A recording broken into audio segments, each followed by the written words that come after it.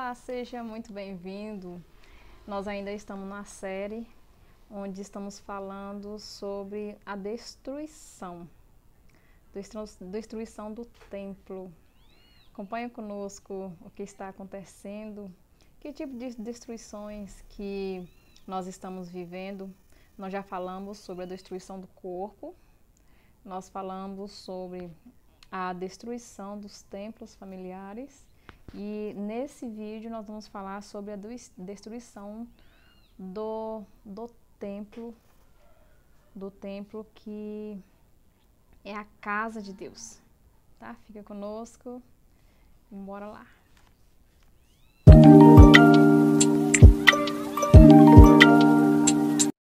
Olá pessoal, seja muito bem-vindo. Por aqui tá muito calor. Como é que tá por aí? As chuvas cessaram por aqui. Um rio bem grande está aqui pertinho de mim. E por mais que está calor, mas está gostoso, porque estamos aqui falando daquilo que é importante. Vamos embora crescer um pouquinho, bora conversar um pouco sobre o sermão profético, a destruição do templo que Jesus tem falado lá no capítulo 13 de Marcos. E que templo é esse? Porque lá foi um templo, mas esse aqui serve para nós também refletirmos sobre os tipos de templos que nós temos. Seja muito bem-vindo, seja muito bem-vinda. O meu nome é Isnaia e eu estou aqui para auxiliar você a viver uma vida em Cristo de felicidade, de alcançar aquilo que você ainda não alcançou. A delícia de viver a graça de Cristo, ela é tão boa, tão deliciosa, tão maravilhosa, que para você saber a delícia disso é você passando por lá de cá e experimentando. Para você saber o sabor que tem um bolo de puba, só você comendo um pedaço de bolo de puba. Vamos lá, né, gente? Hoje o templo que nós vamos falar que está sendo destruído é o templo cristão, é o templo da igreja, aquele ambiente mesmo onde Cristo monta esse ambiente, onde ele separa 12 pessoas e a partir desses 12 eles criam novos discípulos. Então hoje, independente de qual religião você hoje está, mas se você serve a Cristo em algum ambiente, você é colocado em um corpo, chamado corpo de Cristo. E eu vou estar dando umas informações para você que é importante, porque esse corpo ele está sendo destruído, ele está sendo fortemente atacado e nós temos que lutar contra isso. Veja só, a destruição desse corpo, dessa igreja, deste templo, ela está sendo muito atacada por vários problemas. Esses problemas aí, um deles são as divisões. Nós temos no nosso ambiente cristão, onde pessoas, eles se fazem montinho, facções, e elas passam então a falar suas preferências. Eu prefiro esse irmão aqui, porque esse irmão aqui, ele me ajuda nessa parte, a forma dele falar, de profetizar, de ensinar a palavra é esse. Só que assim, se fosse apenas um elogio, se fosse apenas, vamos dizer assim, uma forma de dizer o quanto que esse irmão, ele tem um coração mais consagrado, mais pleno na presença de Deus, tudo bem. A gente até entende porque existem pessoas muito bem preparadas, porque elas estão se preparando. Elas estão correndo atrás dessa preparação. Porém, não fica só aí. Esses grupinhos, eles começam a colocar um contra o outro exatamente por conta que esse irmão é melhor do que esse outro. E aí traz uma divisão dentro do seio, dentro da igreja, desse seio familiar cristão. E onde tem pessoas divididas, tem destruição. Gente, pode ter a certeza, aonde não há união, aonde não há compreensão, aonde não há humildade para entendermos um com os outros, a gente procurar entender um ao outro, há uma destruição. E essa destruição, ela vem e vai pegando exatamente aquelas pessoas que estão mais fácil de ser, de ser pegada, aquelas pessoas que estão ali mais vulnerável, ela está mais fragilizada, como ela não está muito bem firmada nessa palavra de Deus, então ela é facilmente desraigada. A partir do momento que começa o montinho, o espírito de Corá já entra ali. Lembra de Corá? Corá, ele incita, então, rebeliões contra Moisés. E ele traz tantas formas de dizer o quanto que Moisés estava sendo um homem onde não estava bom para o lado dele, que muitas pessoas deram ouvido àquilo que Corá estava dizendo. E esse espírito de Corá, ele trouxe um estrago muito grande para aquela assembleia, para aquele grupo. E eles começaram a murmurarem, a falarem de Moisés, e só que não ficaram só até Moisés. Eles começaram a murmurarem contra Deus, dizendo o quanto que Deus é injusto por dar as melhores partes para Moisés, fazer exclusividade com Moisés, e eles ficarem lá daquela forma. Então, quando eles não se submetem à palavra de Deus, não submetem ao seu ministério, não se submetem e fazem as coisas segundo as suas próprias paixões, esse espírito de Corá traz divisões no seio da igreja.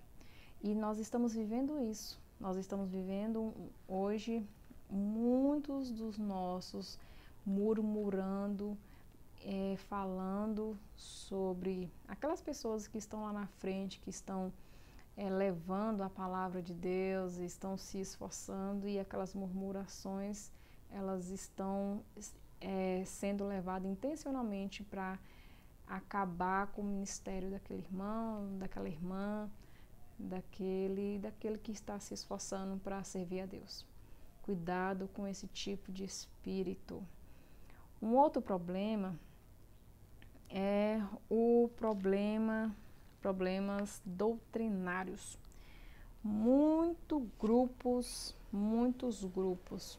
eles não entendem a doutrina, não buscam conhecimento para saber o porquê dessa doutrina, não buscam conhecimentos para saber como que aquela doutrina ela deve se desenvolver, e aí eles criam uma doutrina própria para eles. Essa doutrina própria para eles vem cheia, carregadas de um peso onde nem eles mesmos conseguem carregar. E aí, sabe o que acontece? Acontece que essas próprias pessoas, elas começam então a apontar dedo para um e para outro, tentando mostrar para a pessoa que ela não está sendo,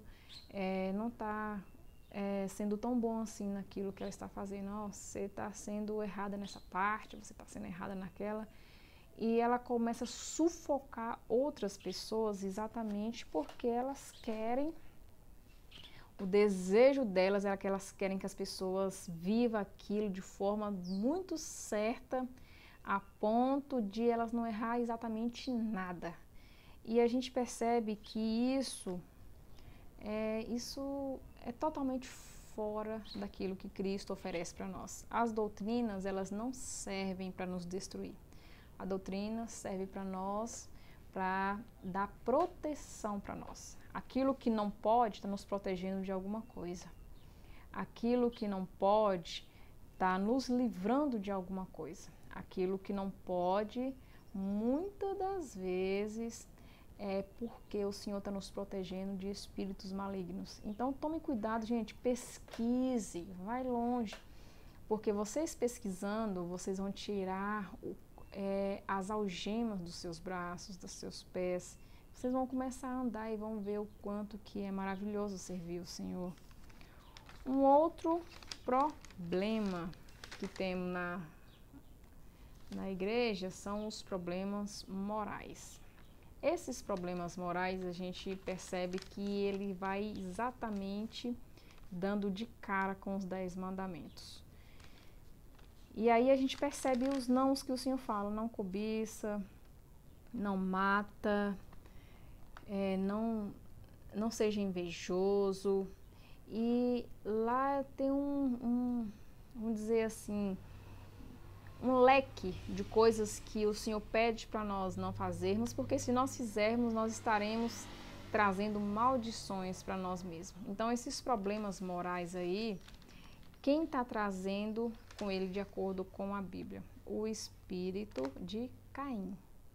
O espírito de Caim é aquele que ele vê o seu irmão fazendo algo bom da melhor forma e ele vai lá e vai fazendo as coisas do jeito dele e quer tentar agradar a Deus do jeito dele. Deus faz um pedido, Deus ensina como é que faz, porém ele acha que as coisas têm que ser do jeito dele, não do jeito de Deus. E aí o que acontece? Tem aquele irmão que vai estar fazendo do jeito que Deus pediu, que ele é obediente, e tem aquele outro que não vai estar fazendo porque ele é desobediente. Qual é a conclusão disso? Deus vai agradar daquele que fez do jeito que ele gosta e ele vai desaprovar aquilo que foi dado por aquele que está fazendo as coisas de qualquer jeito.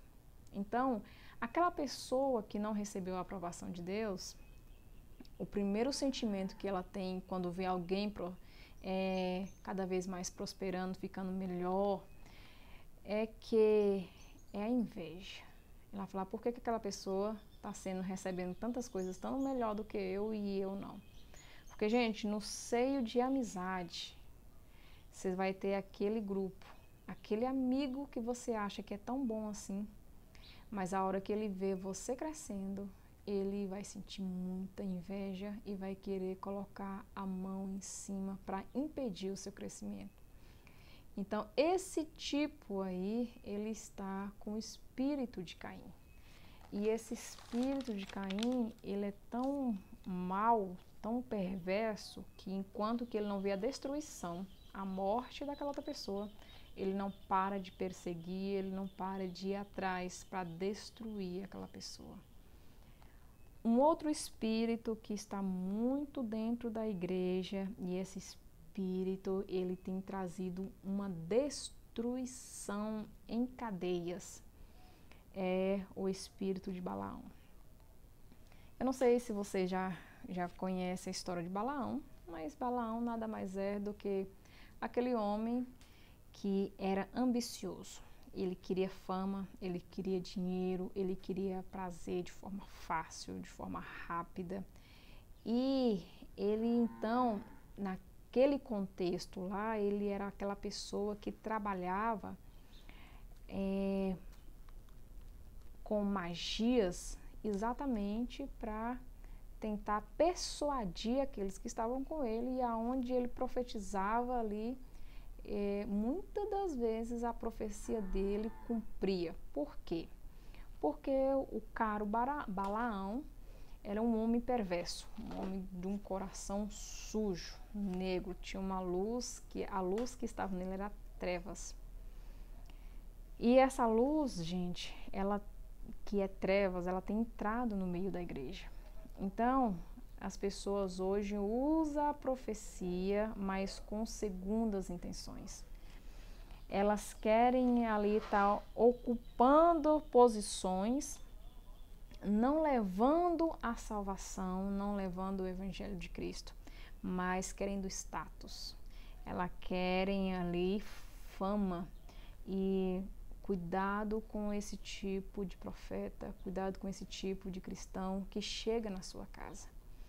Porque eles chegam lá mostrando o quanto que eles são religiosos, o quanto que Deus está somente neles e Deus é exclusivo porque o Senhor ali escolheu ele para esse cargo e ele recebe muito mais revelações do que qualquer uma outra pessoa.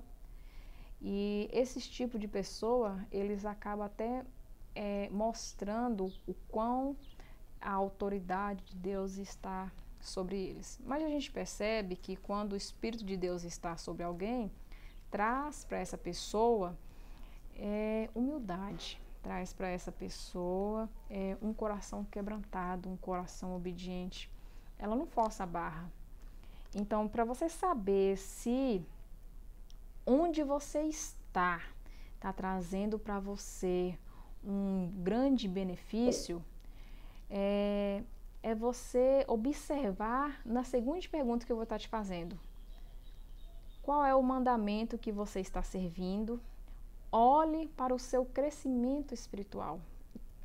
Os mandamentos, as doutrinas que você está servindo, fez você crescer nos últimos 30 dias, nos últimos 3 meses, 3 anos, nas últimas 3 décadas? Isso está trazendo para você um crescimento? A forma que você está servindo a Deus neste lugar está trazendo para você um crescimento? O que você está fazendo? Então você dá uma analisada no seu contexto, porque é diante disso aí que você vai conseguir responder se esse ambiente que você está vivendo aí, onde você criou para você, se ele está sendo um ambiente de crescimento que está desenvolvendo a sua fé ou não. Se não está desenvolvendo a sua fé, está na hora de você mudar do ambiente. Eu nem peço para você mudar de igreja. Com certeza a igreja, o ambiente que você está, é uma igreja que vai te levar para o reino de vida eterna. Porém, é o seu ambiente, é a sua forma hostil de viver que está estragando com a sua vida. Eu fico por aqui, até o próximo. E não esqueça de deixar o seu like e compartilhar esse vídeo. Tchau, tchau, até a próxima.